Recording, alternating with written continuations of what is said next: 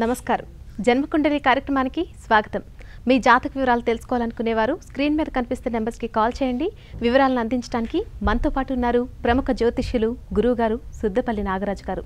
నమస్కారం గురుగారు. నమస్తే. మన ఫస్ట్ కాలర్ లైన్లో ఉన్నారండి, మాట్లాడదాం. వెంకటస్వామి గారు నమస్తే అండి, చెప్పండి ఎవరి గురించి తెలుసుకోవాలి? నమస్కారం అండి, మా పాప గురించి అండి. ఆమె డేట్ ఆఫ్ బర్త్ చెప్పండి. నా పాప పేరు వైదేహి అండి. 23/12/87 అండి. 23/12/87. అవునమ్మా, మధ్యాహ్నం 1:20 పుట్టిందండి. ఎక్కడ పుట్టారండి? ఇక్కడమ్మా, హైదరాబాద్ అండి. హైదరాబాద్. మాట్లాడండి గురుగారితో. నమస్తే అండి, చెప్పండి. నమస్కారం స్వామి గారు. మా పాపది మ్యారేజ్ చేద్దామని అనుకుంటున్నామండి. అమ్మాయి అమెరికాలో ఉంటుంది. ఓకే. పాప అమెరికాలో ఉంటుందండి. అలాగే చెప్పండి. పాప మ్యారేజ్ చేద్దామంటే అక్కడ నాకు అబ్బాయిని లవ్ చేసామని చెప్పిందండి. Very good. సరే అన్నామండి. ఇప్పుడు ఆ అబ్బాయి కూడా మళ్ళీ ముందుకు వస్తున్నారో లేదో తెలియదు, సంవత్సరం అయిందండి. ఇప్పుడు ఆయన గురించి మా మిస్సెస్ మొత్తం హెల్త్ ఖరాబ్ అయిందండి. ఏం చేయాలి మాకు అర్థం కాదు సార్. సార్, బిడ్డల్ని కనగలం కానీ రాతల్ని ఎవరూ కనలేరు సార్. అదొకటి తెలుసుకోండి. ఫస్ట్ తల్లిదండ్రులు తెలుసుకోవాల్సింది ఏంటంటే, బిడ్డల్ని మనం కంటాం కానీ వాళ్ళ రాతని భగవంతుడు ఆల్రెడీ రాసి పెట్టేసి ఉంటారు. మీరైతే ఆ రాతని ఏమీ చేయలేం. కానీ జాతకంలో ఉన్నదాన్ని మాత్రం మీకు నేను చెప్తాను, అది వినండి. లగ్నం వచ్చేసి పాపది మీన లగ్నం, రాశి వచ్చేసి మకర రాశి, నక్షత్రం వచ్చేసి శ్రవణ నక్షత్రం 1వ పాదం. ఈ లగ్నంలో గురువుతో పాటుగా రాహు, సప్తమంలో కేతు, అష్టమ కుజు దోషం ఉన్నది. అలాగే 10వ ఇంట్లో రవి బుధ శని, ఏకాదశంలో శుక్రచంద్రులు ఉన్నటువంటి జాతకం. సంపూర్ణ కాల సర్పదోషంతో పాటుగా కుజదోషం ఉన్నటువంటి ఈ జాతకం. కాబట్టి ప్రస్తుతం రాహు మహాదశ జరుగుతుంది, అందులో శుక్రుని యొక్క అంతర్దశ జరుగుతుంది. కాబట్టి ఇక్కడ జాతకరీత్యా ఆమెకు నచ్చినట్టుగానే వివాహం చేసుకునేదానికి అవకాశం ఉంది తప్ప మీరు ఆవిడ గురించి ఆలోచించి ఇబ్బంది పడటం అన్నదే అనవసరం. ఎందుకంటే సర్వస్వతంత్రాలైనటువంటి ఆమె, అందులో చిన్నపిల్లలు ఏం కాదు, 18 ఏళ్ళు 20 ఏళ్ళ అమ్మాయి ఏం కాదు. కాబట్టి ఒకసారి ఆలోచించండి. ఈ జాతకంలో మీరు ఎన్ని ఆపాలని చూసినా అది ఆగదు నిజంగానే. ఎందుకంటే ఈ జాతకంలో ఉన్నటువంటి దోషం అలా ఉన్నది. కాబట్టి ఆమెకు నచ్చినట్టుగానే వివాహం చేసుకునేదానికి అవకాశం ఉన్నది, ఆమెకు నచ్చినట్టుగా ఉండేదానికి అవకాశం ఉన్నది. కాబట్టి మీరు దాని గురించి ఆలోచించి మీ భార్య ఆరోగ్యం చెడగొట్టుకోవటం అన్నది అది కరెక్ట్ కాదు. ఆలోచించాలి, కరెక్టే. ఎందుకంటే బిడ్డను కన్నాం కాబట్టి ఆలోచిస్తాం. ఎందుకంటే వాళ్ళ భవిష్యత్తు ఏమైపోతుంది, వాళ్ళకి ఏ విధమైనటువంటి రక్షణ కల్పించాలి, ఏ విధమైనటువంటి ముందుకి జీవితంలో వెళ్ళేటువంటి దారి ఎలా ఉందన్నది ప్రతి తల్లిదండ్రికి 100% ఆలోచన ఉంటుంది, బాధ ఉంటుంది, ఆ బాధ్యత కూడా ఉంటుంది. కానీ అక్కడ ఉన్నటువంటి జాతకరీత్యా అన్ని విధాల సర్వస్వతంత్రాలైనటువంటి ఆమె మీరు ఆవిడ మాట వినవలసింది తప్ప ఆ జాతకంలో ఇంకొక మార్గం అయితే లేదు. ఆవిడకి నచ్చినట్టుగా ఉండేదానికి అవకాశం ఉంది. మరొక కాలర్ లైన్లో ఉన్నారు గురుగారు. లక్ష్మి గారు గుంటూరు నుంచి. నమస్కారం అండి లక్ష్మి గారు. నమస్తే అండి, మాట్లాడండి. కాల్ కట్ అయినట్టుంది గురుగారు. అలాగే ఇవాళ జాతక వివరాలకు సంబంధించి కొన్ని కొత్త విషయాలు తెలియచేయండి. ఇప్పుడు వీరు అడిగిన దానికే చెప్తానమ్మా. జాతకంలో ఉన్నటువంటి ప్రతిదానికి కూడా పరిహారం చేసేస్తే పిల్లలు ఏదో మారిపోతారు. పిల్లలు మారటం కాదు, జాతకంలో ఉన్నటువంటి స్థితి ఏ గ్రహం అయితే నెగిటివ్ ఎనర్జీని ఇస్తుందో దాన్ని తగ్గించుకుంటే మనకు పాజిటివ్ అవుతుంది. కాబట్టి ఆ విధంగా పరిహారాలు ఉంటాయే తప్ప జనరల్గా మనం ఈ పూజ చేసేస్తే అది మొత్తం ఏదో మారటం కాదు. అక్కడ నెగిటివ్ అవటం వలన వాళ్ళకి జరిగేటువంటి పాజిటివ్ అనుకుంటున్నటువంటి నెగిటివ్ని వాళ్ళకి క్లియర్గా కళ్ళ కట్టేటట్టుగా అది ఆ గ్రహం ఫలితం తగ్గటం వలన వాళ్ళకి తెలుస్తుంది. దానివల్ల వాళ్ళు వెనక్కి వస్తారు. దానివల్ల ఆ పూజా ప్రభావం వల్ల కావచ్చు, భగవంతుని యొక్క ఆరాధన కావచ్చు, లేకపోతే ఆ టైం ఏదైతే ఉన్నదో స్థితిగతులు, గ్రహాల యొక్క స్థితిగతులు ఏవైతే ఉన్నాయో వాటిల్లో ఉన్నటువంటి ప్రభావాల యొక్క శక్తి వలన మనకు ఉన్నటువంటి నెగిటివ్ ఎనర్జీ పోవటం కానీ లేదా నెగిటివ్ వచ్చినప్పుడు దాన్ని తగ్గించుకోవటం కానీ చేస్తే తప్పకుండా మంచి జరిగేదానికి అవకాశం ఉంటుంది. ఎక్కడైనా సరే ఇప్పుడు మనకు తెలిసినంతవరకు ఇదే హైదరాబాద్లో చూసుకుందాం. ఒకప్పుడు శ్మశానాలుగా ఉన్నటువంటి చోట్లో కూడా పెద్ద పెద్ద అపార్ట్మెంట్స్ కట్టేస్తున్నారు. దాని గురించి ఏంటి గురువుగారు అని చెప్పేసి నన్ను ఒక ఆయన అడిగాడు. దానికి మీకు చెప్తున్నాను. ఎందుకంటే అపార్ట్మెంట్లో సెల్లార్ కోసం దాదాపు 10 నుంచి 20 అడుగులు గుంత తీసేస్తారు. అక్కడ ఉన్నటువంటి శల్యాలు అంటే ఈ ఎముకలు ఏవైతే ఉన్నాయో అవన్నీ కూడా మట్టిలో వెళ్ళిపోతాయి. ఎందుకంటే భూమి లోపల పొరలు ఉంటాయి. ఒక్కొక్క పొర ఒక్కొక్క రకమైనటువంటి ఇది ఉంటుంది. ఆ పొరలన్నీ దాదాపు 10-20 అడుగులు లోతు ఎత్తేసిన తర్వాత అక్కడేం ఉండదు. కాబట్టి ఆ విధంగా వాళ్ళు అక్కడ ఇల్లు కట్టుకోవడం ద్వారా వాళ్ళకి ఏమి నెగిటివ్ జరగట్లేదు. అదే కాకుండా ఆ శల్యాలు వెళ్లకుండా శల్యాలు అలాగే ఉండి ఇల్లు కట్టినట్లయితే ఆ శల్యం యొక్క ప్రభావం వలన ఆ ఇంట్లో నెగిటివ్ ఉండటం వలన అక్కడ ఉన్నటువంటి వాళ్ళకి సైకలాజికల్ ప్రాబ్లం రావచ్చు, హెల్త్ ప్రాబ్లం రావచ్చు. ఇటువంటి ఇబ్బందుల వలన అక్కడ ఇబ్బంది కలుగుతుంది. కాబట్టి అందుకనే ఒక గృహ నిర్మాణం చేసేటప్పుడు తప్పకుండా నాకు తెలిసినంతవరకు ఒక గృహ నిర్మాణం చేసుకునేటప్పుడు ఎవరైనా సరే చక్కగా కొంత మట్టిని, కొంత భాగాన్ని తీసివేసి దాంట్లో ఇసుక నింపి చక్కగా అక్కడి నుంచి మనం ఇల్లు కట్టుకున్నట్టయితే వాళ్ళకి ఎటువంటి ఇబ్బంది ఉండదనేది నా యొక్క అభిప్రాయం. మరొక కాలర్ లైన్లో ఉన్నారు గురుగారు. సరిత గారు నెల్లూరు నుంచి. నమస్తే మేడం. నమస్తే అండి, చెప్పండి ఎవరి గురించి తెలుసుకోవాలి? 2/12/2007 అండి. 2/12/2007 టైం చెప్పండి. 2007 సాయంత్రం 7:40 అండి. ఏ ఊర్లో పుట్టారండి? సాయంత్రం 7:40 నెల్లూరు. గురుగారితో మాట్లాడండి. నమస్తే అమ్మా. నమస్తే, చెప్పండి. అబ్బాయి చదువు ఎలా ఉంటుంది, ఫ్యూచర్ ఎట్లా ఉంటుంది? అబ్బాయి చదువు అంటే ఇక్కడ జాతకం వచ్చేసి మిథున లగ్నం అమ్మ, రాశి వచ్చేసి సింహరాశి, నక్షత్రం వచ్చేసి ఉత్తరా నక్షత్రం 1వ పాదం, ఉత్తర ఫల్గుణి అంటాం దీన్ని. ఇక్కడ జన్మజాతక రీత్యా లగ్నంలో కుజుడు వక్రించి 3వ ఇంట్లో శని కేతువులు అలాగే చంద్రుడు సింహరాశి ఉంది. పంచమ శుక్రుడు స్వస్థానంలో, 6వ ఇంట్లో రవి బుధులు, సప్తమ గురువు స్వస్థానంలో, 9వ ఇంట్లో రాహు కూడా కుంభరాశిలో చక్కగా ఇక్కడ స్వస్థానంలో ఉన్నటువంటి జాతకం. ఇక్కడ గురువు కూడా ధనుర్రాశిలో మూల త్రికోణంలోనూ, శుక్రుడు కూడా మూల త్రికోణంలో ఉన్నారు. స్వస్థానం అనే మూల త్రికోణాలు అంట. కాబట్టి ఇక్కడ హంసయోగం ఉన్నది. ఇవన్నీ ఉన్నప్పటికీ విద్యాస్థానాధిపతి, లగ్నాధిపతి అయినటువంటి బుధుడు ఇక్కడ 6వ ఇంట్లో పరివర్తన యోగం, కుజుడి ఇంట్లో బుధుడు, బుధుడి ఇంట్లో కుజుడు ఉన్నారు. కాబట్టి ఇక్కడ చదువు అనేటువంటిది మొదట్లో కొంత శ్రద్ధ చూపించకపోయినప్పటికీ కూడా రానుగా అతను తప్పకుండా శ్రద్ధ చూపించేదానికి, చదువుకునేదానికి తప్పక అవకాశం ఉన్నది. మంచి హంసయోగము, గురుమంగళ యోగము, ఇలాగ చాలా శనిచంద్ర యోగం, ఇలాంటివి చాలా యోగాలు ఉన్నాయి. కాబట్టి భయపడాల్సిన అవసరం లేదు, బాగానే ఉంది జాతకం. మరొక కాలర్ లైన్లో ఉన్నారు గురుగారు, కడప నుంచి. నమస్కారం అండి. నమస్కారం అండి. నమస్తే అండి, చెప్పండి ఎవరి గురించి తెలుసుకోవాలి? నా గురించేనండి. మీ డేట్ ఆఫ్ బర్త్ చెప్పండి.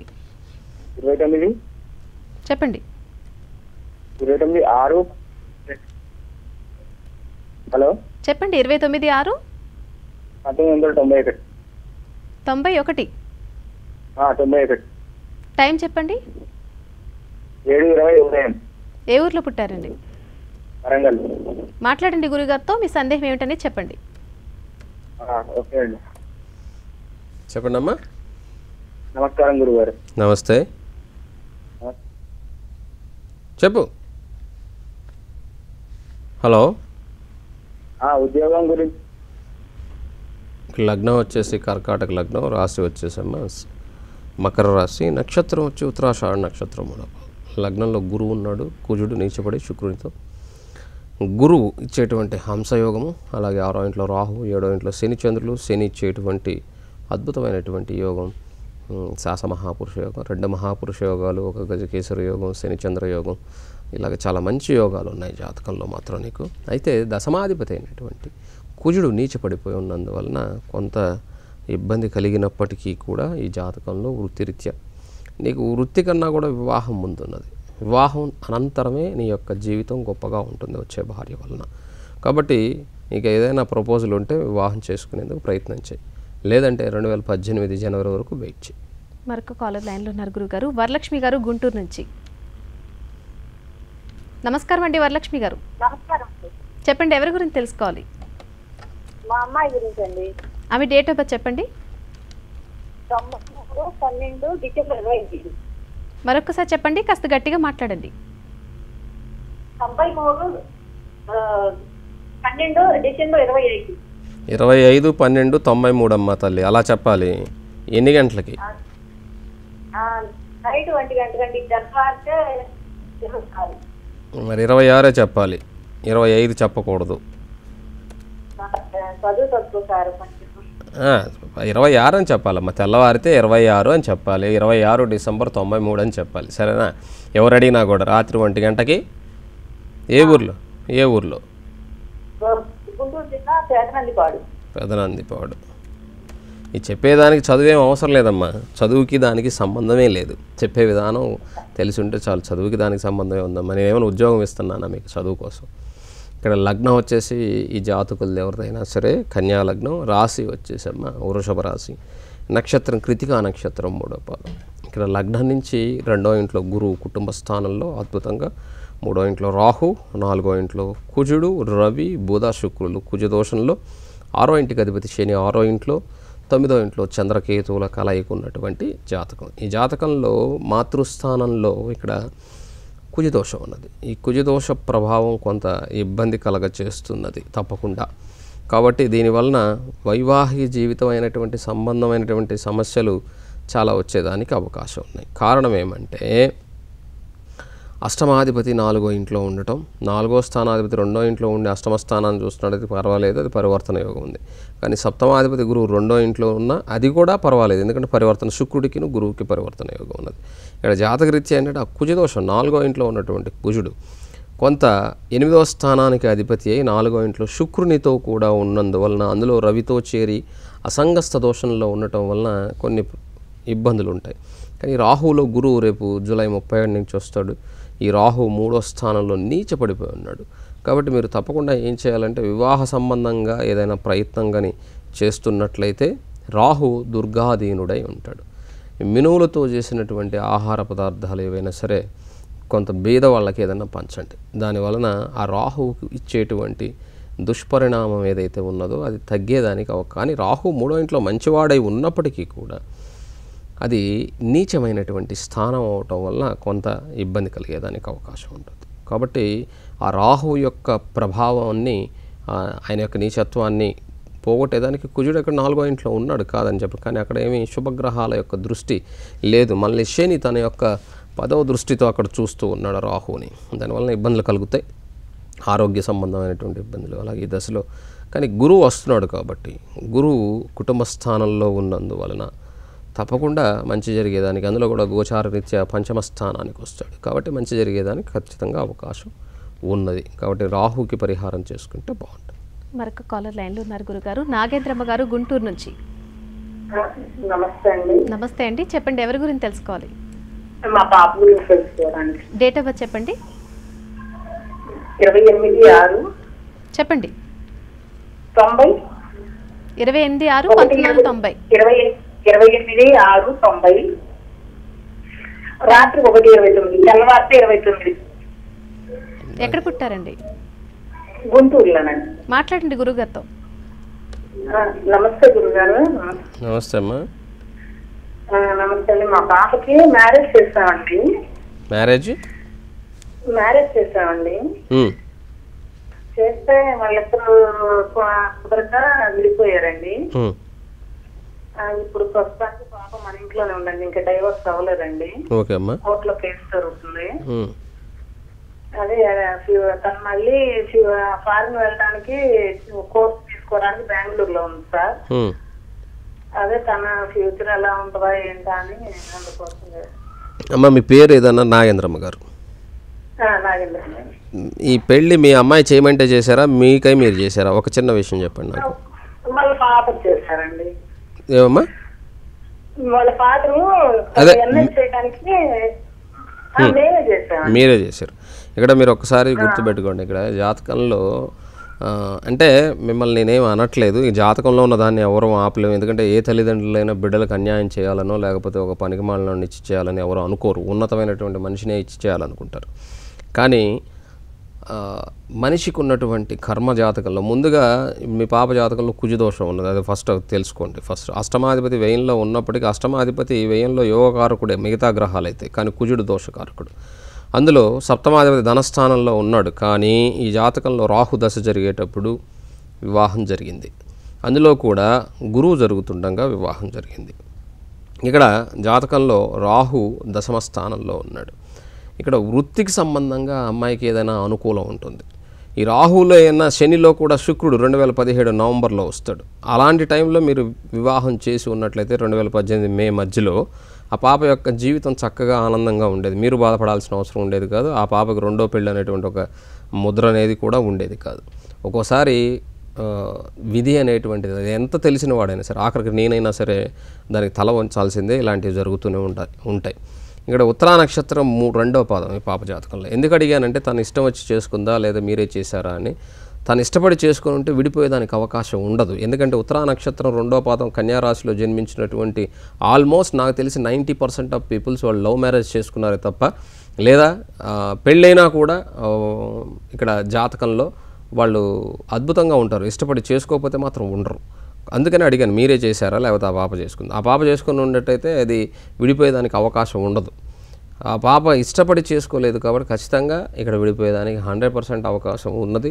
ఆమెకేమి భవిష్యత్తుకు సంబంధించి ఇబ్బంది అయితే ఏం లేదు. మీరు బయటికి పంపించాలని కూడా కోర్స్ ఏదో నేర్చుకోమనండి, బయటికి పంపించండి. తనకు మంచి లైఫే ఉంది. కాకపోతే కొద్దిగా ఆలోచించి ఆమెని అడుగులు ప్రతి దాంట్లో కూడా ఇక మీదటైనా సరే ఆలోచించి నిర్ణయం తీసుకోమని చెప్పండి. మరొక కాలర్ లైన్లో ఉన్నారు గురుగారు. అంజలి గారు రాజమండ్రి నుంచి. నా పేరు అంజలి అండి. నమస్తే అండి, చెప్పండి. నమస్తే అండి, నేను మా బ్రదర్ గురించి తెలుసుకోవాలనుకుంటున్నాను. డేట్ ఆఫ్ బర్త్ చెప్పండి. 19 చెప్పండి. సెప్టెంబర్ 89. 19th September 1989. అవునండి. టైం చెప్పండి. సాయంత్రం 4:15 కండి. ఏ ఊర్లో పుట్టారండి? రాజమండ్రి అండి. మాట్లాడండి గురుగారితో.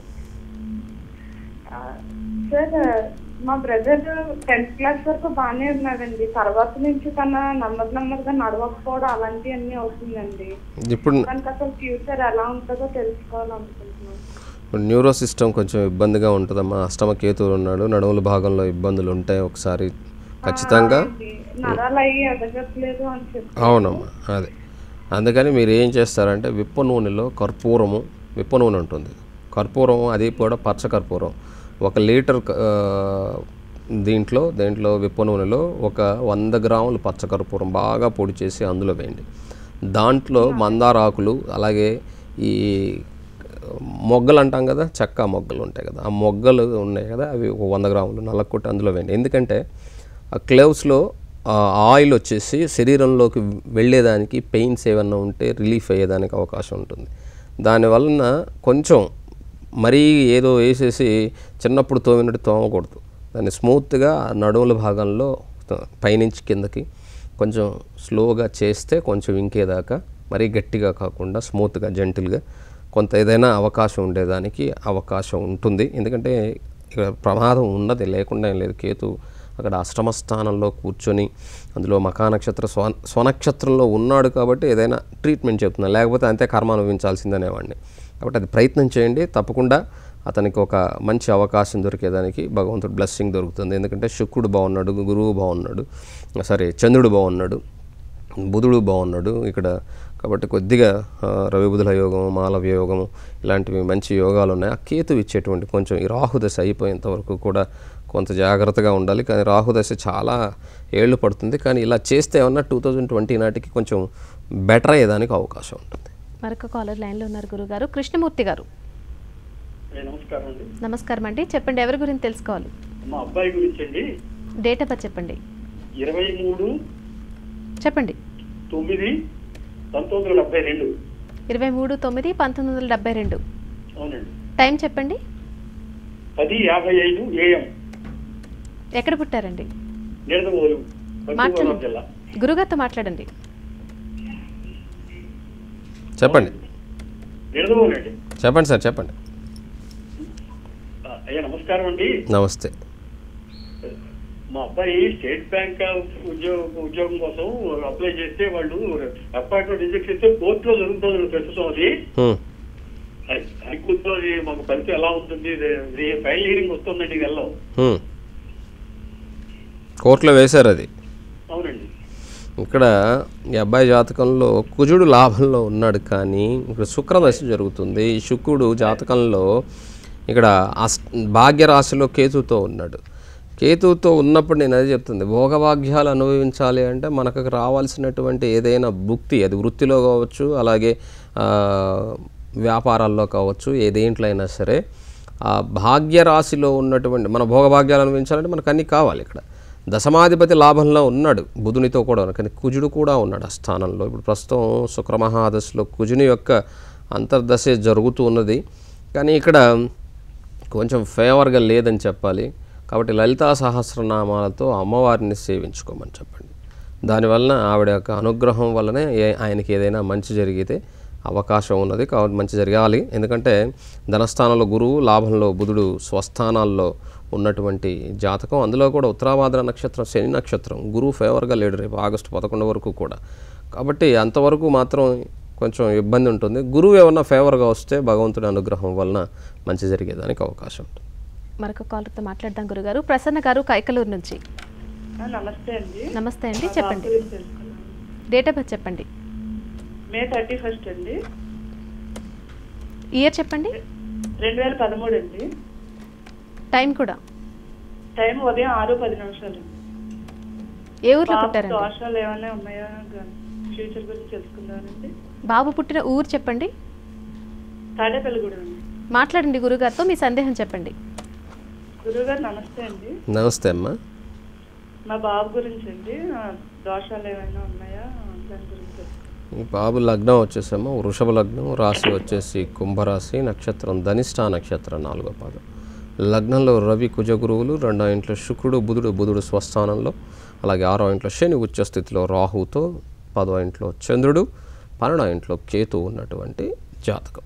12వ ఇంట్లో కేతు మోక్షకారకుడే, కానీ కొన్ని ఇబ్బందులు కలగజేస్తూ ఉంటాడు. అయినా కూడా పర్వాలేదు. ఇప్పుడు ప్రస్తుతం రాహు మహాదశలో గురువే జరుగుతుంది. ధనిష్ట నక్షత్రం 4వ పాదం. జాతకంలో చంద్రుడు మాత్రమే బయట ఉండి మిగతా గ్రహాలన్నీ కూడా రాహుకి కేతువుకి మధ్యలో బంధింపబడి ఉన్నాయి. కాబట్టి చంద్రుడు బయట ఉంటే మాత్రం చేత అది సర్పదోషం కాదు అనేటువంటి వాళ్ళు చాలామంది ఉన్నారు. చంద్రుడు ఉన్నాడు కదండి, లగ్నం ఉంది కదండి, లగ్నానికి ఇన్ని డిగ్రీల దూరంలో ఉంది కదండి. ఒక ఆయన నాతో ఒక లెక్కల మాస్టర్ గారు వాదించారు. ఆయనకి జ్యోతిష్యం చాలా ఇంట్రెస్ట్. ఆయన కూడా చూస్తాడు ప్రతిరోజు, ఇప్పుడు కూడా చూస్తూ ఉంటుంటాడు నాకు తెలిసినంతవరకు. ఒంగోలు దగ్గర త్రోవగుంట ఆయనది. వారు కూడా నాతో వచ్చి వాదించారు. నేను ఒక్కటే చెప్తాను సార్, లైఫ్లో ఎప్పుడూ కూడా జ్యోతిష్యం అనేటువంటిది మ్యాథమెటిక్స్ ఎవరైనా నేర్చుకుంటాం. 1+1 అనేది 1+1 = 2 అనేది అందరికీ తెలుసు, దాంట్లో ఎటువంటి మార్పు లేదు. కానీ జ్యోతిష్యంలో అలా కాదు. జ్యోతిష్ శాస్త్రం అనేటువంటిది కొన్ని కోట్ల మంది మనుషులకు సంబంధించినటువంటిది. ఒకే లగ్నంలో పుట్టినంత మాత్రం చేత వేరు వేరు ప్రాంతాల్లో పుడతారు. అలాగే వారి యొక్క తల్లిదండ్రుల యొక్క ప్రభావం కూడా వాళ్ళ మీద ఉంటుంది. వాళ్ళ యొక్క పాపపుణ్యాల ఫలితాలు కూడా వీరి జాతకం మీద ఉంటుంది. కాబట్టి ఒకే లగ్నంలో జన్మించినంత మాత్రం చేత ఒకేలాగుండరు. ఒకే తల్లి కడుపులో నుంచి 1 నిమిషం తేడాతో పుట్టినటువంటి కమల పిల్లల జాతకంలో కూడా చాలా తేడాలు ఉంటాయి. కాబట్టి అలా నేను చెప్పేటప్పుడు కూడా చాలా ఇదిగా చెప్తాను. ఎందుకంటే అందులో ఉన్నదాన్ని మాత్రమే, ఆ భావ ఫలితం చెప్పాలి అంటే భగవంతుని యొక్క అనుగ్రహం కావాలి. భగవంతుడు లేడు అని వాదించే వాళ్ళకి నేను ఒకటే చెప్తాను, నువ్వే లేవు. ఎందుకంటే అలా వాదించే పని అయితే లోపల ఉన్నటువంటి ఆత్మని, ఈ డాక్టర్స్ కావచ్చు కదా, ఈ ప్రపంచంలో ఉన్నటువంటి అత్యున్నతమైనటువంటి శాస్త్రవేత్తలు కూడా ఆ లోపల ఉన్నటువంటి ఆత్మను బంధించి ఒక 10 నిమిషాలు కూడా ఉంచలేరు. కాబట్టి ఎలాంటి ఆత్మనైనా సరే నువ్వు బంధించి ఉంచినా కూడా గ్లాస్ కానీ ఏదైనా సరే బద్దలు కొట్టుకుని ఆకాశంలోకి వెళ్ళిపోతుంది. అంత శక్తివంతమైనది మనలో ఉన్నటువంటి ఆత్మ.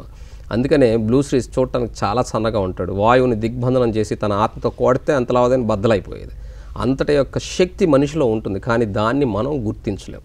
కాబట్టి జ్యోతిష్య శాస్త్రరీత్యా కూడా జాతకాల్లో ఉన్నటువంటి దోషాలకు పరిహారాలు భగవంతుడి అనుగ్రహం కోసం మాత్రమే చేయాలి.